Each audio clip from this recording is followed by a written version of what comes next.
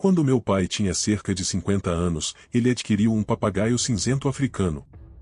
Ele sempre amou papagaios durante toda a sua vida, então fiquei feliz por ele ter conseguido um após a aposentadoria. Ele chamou o pássaro de Kevin.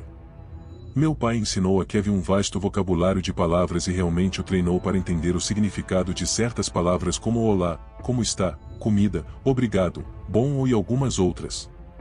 Meu pai faleceu aos 70 anos, e com isso, chegou a hora de decidir entre meus irmãos e eu o que aconteceria com Kevin. Meu irmão e minha irmã não queriam a responsabilidade de levar Kevin para suas casas, além de que seus cônjuges também eram contra. Mas eu não suportava a ideia de dar Kevin para um novo lar. Kevin era, e ainda é, uma das minhas últimas conexões com meu pai. Em um certo sentido, ele era seu melhor amigo. Então, decidi que o levaria para minha casa. Coloquei sua gaiola na sala de estar da minha casa, que não tem porão, então a sala de estar é considerado o nível mais baixo da casa. Kevin é um pássaro moderadamente barulhento, ele pode ser um tagarela durante algumas horas do dia, geralmente mais cedo, mas mais tarde e à noite ele se acalma. Quando ele está muito barulhento, coloco um cobertor sobre sua gaiola, e isso normalmente o acalma. Assisto TV na sala à noite para lhe fazer companhia, e por volta das 22 horas vou para o meu quarto para deixá-lo dormir. Essa é basicamente a história por trás de Kevin. Cuido dele há 2 anos, então sei exatamente como ele se comporta e quando está agindo de maneira estranha. Falando em comportamento fora do comum, houve uma noite em dezembro, por volta das 23 horas, que Kevin começou a fazer barulhos enquanto eu tentava dormir. Durmo com a porta aberta, já que moro sozinho e preciso ser capaz de ouvir qualquer coisa se algo estiver acontecendo na casa. Ouvir ele fazer seus barulhos estridentes depois de escurecer, especialmente tão tarde à noite, era sem dúvida incomum e algo estava irritando-o. Desci até a sala para ver o que o estava incomodando. Ele estava completamente acordado no poleiro inferior da gaiola. Ele me olhou e estava dizendo coisas como olá oi como está e seu próprio nome, enquanto balançava a cabeça para cima e para baixo, movendo todo o corpo como se estivesse dançando. Tentei alimentá-lo, mas ele não comeu, então o cobri com o cobertor na esperança de que ele parasse. Estava na cozinha quando parei, pois ele ainda estava fazendo os barulhos e eu tinha a sensação de que ele não iria parar. Tendo trabalho no dia seguinte, não podia me dar ao luxo de perder o sono por causa dele. Realmente não sabia o que fazer, até hoje não sou exatamente um especialista em pássaros. Voltei para a sala e o descobri. Ele ainda estava fazendo sua pequena dança, balançando a cabeça e o corpo e emitindo sons de angústia. Não me dei conta até pensar ter ouvido algo no armário da despensa, a poucos metros de sua gaiola. Caminhei até lá e coloquei a mão sobre o interruptor da luz da despensa, que ficava do lado de fora da porta. A porta tem um daqueles grandes painéis de vidro que muitas portas de despensa têm, então quando acendi a luz, vi a silhueta de um corpo do lado de dentro. Minha resposta de lutar ou fugir foi ativada, e escolhi lutar. Abri a porta gritando, tentando fazer a adrenalina correr, e agarrei o homem na despensa, jogando-o no chão. Ele tentou revidar, mas o derrubei facilmente e o imobilizei com algo que poderia descrever como uma chave de pescoço. Ele era um homem de aparência desabrigada, na casa dos 50 anos, com um cheiro característico. Gritei com ele, quem é você? Por que está na minha casa? Ele tentou agarrar meu rosto, possivelmente para me furar os olhos ou algo assim, mas continuei apertando seu pescoço e o socando. Durante todo esse tempo, Kevin estava enlouquecido na gaiola. Pareceu fraco o suficiente para que eu literalmente corresse para o telefone mais próximo e voltasse rapidamente, mantendo-o no chão enquanto ligava para o 911. O homem foi levado para a prisão, mas ele não tinha identificação, nada. Ele era um sem-teto e não tinha nada em seu nome, e por isso foi considerado o que algumas pessoas chamam de o julgamento à prova, ou seja, mesmo que eu tentasse processá-lo, não conseguiria nada dele. Ele havia invadido meu armário da despensa naquela noite e aberto potes de manteiga de amendoim, caixas de biscoitos e bolachas e todos os tipos de alimentos enlatados e embalados. Se não fosse pelo papagaio do meu pai, não sei o que mais aquele homem teria levado ou feito em minha casa. Sou grato a Kevin e gosto de pensar que uma parte do meu pai está cuidando de mim através daquele pássaro. Essa história se passa quando eu estava no penúltimo ano do ensino médio. Para contextualizar, aqui vai um pouco de informação de fundo. Naquela época, eu era um aluno bastante envolvido, fazia todas as aulas mais difíceis e estava em alguns esportes do time titular. De alguma forma, eu estava sempre ocupado e não tinha muito tempo para mim, e parte de mim era grata por isso, pois me proporcionava uma fuga de um mundo onde meus pais tinham se separado recentemente e meu irmão mais velho tinha acabado de ir para a faculdade. Era só eu e meu irmãozinho então. Ele também era nadador e um garoto inteligente à sua maneira. Nós éramos muito parecidos, mesmo até hoje, mas provavelmente por causa do estresse que a situação familiar nos impôs na época, não nos dávamos bem de jeito nenhum. Em um daqueles dias úmidos de inverno no meio-oeste, eu tinha passado meu tempo na escola e na natação e ainda tinha que me sentar por várias horas para fazer lição de casa. Dessa vez, eu tinha que escrever uma redação para uma aula avançada pela qual eu não estava realmente interessado. Deixei minha bolsa de natação na porta quando cheguei em casa e olhei ao redor para ver se havia alguém em casa. Vazias. Papai deve estar fora com Lice no treino de natação, pois o time do clube dele tinha horário na piscina depois que o time da escola terminava. Coloquei na boca um punhado de cheesites e desci para o porão, para meu escritório, para fazer algum trabalho escolar. A casa era de classe média, de 2 andares, com um porão inacabado, com exceção do que eu chamava de meu escritório. Em uma carreira passada, meu pai costumava trabalhar de casa, mas não o fazia mais. Eu era o único que usava esse espaço, então minha família, ou o que restava dela, apenas chamava de o escritório do Kim. Atravessei os pisos de concreto e os tapetes soltos até o único cômodo acabado no porão. Liguei a luz CFL, era como qualquer outra noite após o treino. Eu ainda tinha horas de lição de casa pela frente, então liguei o computador e comecei a digitar. Estava digitando por 1 hora, tentando descrever o que o conceito de hedonismo e o retrato de Dorian Gray significava para mim, o melhor que podia ou de forma mais convincente possível. Do escuro, ouvi meu irmãozinho me chamar e Kini, sobe aqui. Quase reflexivamente, respondi, Lice, estou trabalhando, o que você precisa? Costumávamos gritar pela casa como irmãos fazem, mas me levou 1 minuto para perceber que não o ouvi chegar em casa. Não obtive resposta por alguns minutos, até que novamente ouvi a voz do meu irmãozinho cantarolar, Kini, sobe aqui. Foi estranho ouvir essas palavras atravessarem o chão de concreto escuro, ele deveria estar no treino de natação. Gritei de volta perguntando se ele precisava de algo, mas novamente não obtive resposta. Pensei em apenas voltar à minha redação, mas a situação familiar era delicada, no mínimo, e eu não queria me meter em problemas se meu irmão realmente precisasse de algo.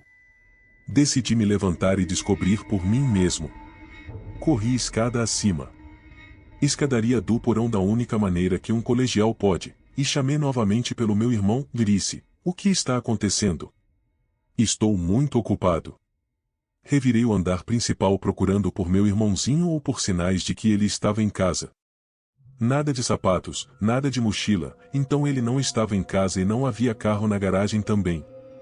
A única razão para meu pai estar fora agora seria para buscá-lo. Satisfeito, voltei para as escadas quando ouvi a voz do meu irmãozinho soar, Kini, sobe aqui. Desta vez, todos os pelos do meu corpo se arrepiaram. Simplesmente não fazia sentido. Ele tinha que estar no treino e, se realmente precisasse de mim, ele teria vindo até mim. Fui até a base das escadas para o 2º andar e chamei por ele mais uma vez, Lice, o que está acontecendo? Você está bem? Por 1 minuto, não houve resposta. Lice, estou muito ocupado, pode me dizer o que está acontecendo? Ficou quieto por tempo demais enquanto eu olhava para a escada escura. Logicamente, eu não tinha razão para acreditar que alguém estava lá em cima, até que ouvi a voz de Lice falar calmamente desta vez, e não cantarolar como antes, Kini, sobe aqui. O quê? Perguntei baixinho. Não conseguia compreender a situação. Fiz um inventário rápido de qualquer cenário provável, de invasão, voz errada, uma brincadeira. Eu teria visto algo a essa altura. Tinha que ser Lice, e talvez ajudá-lo me fizesse um bom irmão. Então comecei a subir as escadas, meu coração batendo forte a cada passo. Estava prestes a chegar ao segundo andar escuro quando ouvi o zumbido do motor da porta da garagem. Corri de volta pelas escadas e olhei pela janela. Era o sedã do meu pai, e ele e meu irmãozinho estavam saindo do carro. Tropecei da janela até o corredor por onde eles entrariam e senti meu coração quase parar de bater. Desabei no chão e comecei a chorar incontrolavelmente. Isso aconteceu há cerca de 15 anos. Quando eu era criança, estava com meu melhor amigo, Jackson, em algum resort de família abandonado ou uma colônia de bangalos em Nova York. Era fora de uma estrada principal e depois por um caminho de terra particular. Era uma propriedade bastante grande, com vários edifícios antigos abandonados, incluindo pelo menos 10 pequenos bangalos, um salão principal, algumas estações de banheiro e uma casa de piscina coberta. Além disso, havia uma piscina externa, uma área de chufleboard e um playground para crianças. Tudo estava velho, desgastado e com grama alta e crescida sobre tudo. Encontramos este lugar acidentalmente uma vez, caminhando pela Rota 209, mas não exploramos naquele dia. Voltamos outra noite, depois do pôr do sol. O sol estava se despedindo do céu, estava ficando muito escuro, mas não queríamos vir durante o dia com medo de sermos pegos e acusados de invasão. Trouxemos walkie-talkies e lanternas para nos comunicarmos quando nos separássemos. Começamos olhando os bangalos juntos. A maioria deles parecia igual e eram relativamente pequenos, com 1 ou 2 quartos cada, uma pequena cozinha e um banheiro cada. Alguns tinham pequenas áreas de estar. No meio da exploração dos bangalos, me separei de Jackson porque ele estava se movendo devagar. Tentei entrar no prédio que parecia ser o salão principal ou escritório e algo, mas todas as entradas estavam trancadas. Walkie-talkiei o Jackson para dizer que o prédio grande estava trancado, mas ele não respondeu. Me perguntei se estava fora de alcance de onde ele estava. 2 minutos depois, me encontrei em um dos 2 edifícios de banheiro. Era provavelmente um prédio de 400 pés quadrados. Não havia portas no prédio, o que era incomum, apenas 2 grandes aberturas, uma para o banheiro masculino e outra para o feminino. Lembro-me de que as placas estavam desbotadas e desgastadas. Então vi essas marcas vermelhas no chão sujo de concreto do banheiro. Agora, não vou dizer que pareciam pegadas ensanguentadas, mas não conseguia explicar o que essas marcas vermelhas poderiam ser na época e ainda não consigo dizer com certeza agora. Independentemente disso, estava completamente escuro dentro do banheiro, ao redor daquele canto, e esse foi o primeiro prédio que tive medo de entrar. Tentei walkie-talkear o Jackson novamente, esperando que ele estivesse dentro do alcance desta vez.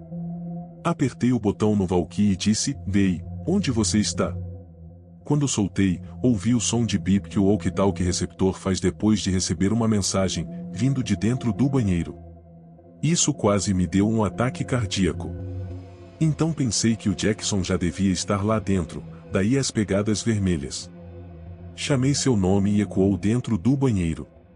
Eu estava realmente prestes a entrar no banheiro, pensando que ele estava se escondendo de mim, pregando uma peça, quando ouvi a voz do Jackson chamar à distância, atrás de mim, no escuro da noite. Ouvi ele se aproximando, mas não conseguia vê-lo no escuro, embora ele obviamente visse minha luz. Então gritei de volta, e encontrei seu walkie-talkie. Eu estava prestes a entrar no banheiro, mas então ele disse de volta, "E não entre aí, eu nunca entrei aí." Foi quando me virei e saí rapidamente de lá. Apertei e soltei o botão do walkie-talkie rapidamente, causando o bip novamente dentro daquele banheiro feminino completamente escuro. Jackson e eu nos olhamos por meio segundo e então começamos a correr na direção de onde viemos. Chegamos de volta à Rota 209 e tivemos que parar para recuperar o fôlego. Foi então que Jackson me contou que, dentro de um dos bangalos em que entrou, tentou walkie-talkear para mim, mas eu não estava respondendo, o que significava que devíamos estar fora de alcance. Mas então ele ouviu um barulho na área de estar do bangalô. Quando ele se virou, sua lanterna revelou uma mulher mais velha quase correndo em sua direção. Ele deixou cair o walkie-talkie e a lanterna e correu para fora do bangalô. Ele correu no escuro e se escondeu, evitando fazer barulho com medo de ser seguido. Ele se escondeu por um tempo questionável antes de olhar ao redor e ver minha lanterna do outro lado do campo, perto dos banheiros. A explicação mais provável para mim era que algum viciado em drogas estava se escondendo ou vivendo naquele bangalô abandonado e, por algum motivo, correu em direção ao Jackson e pegou seu walkie-talkie.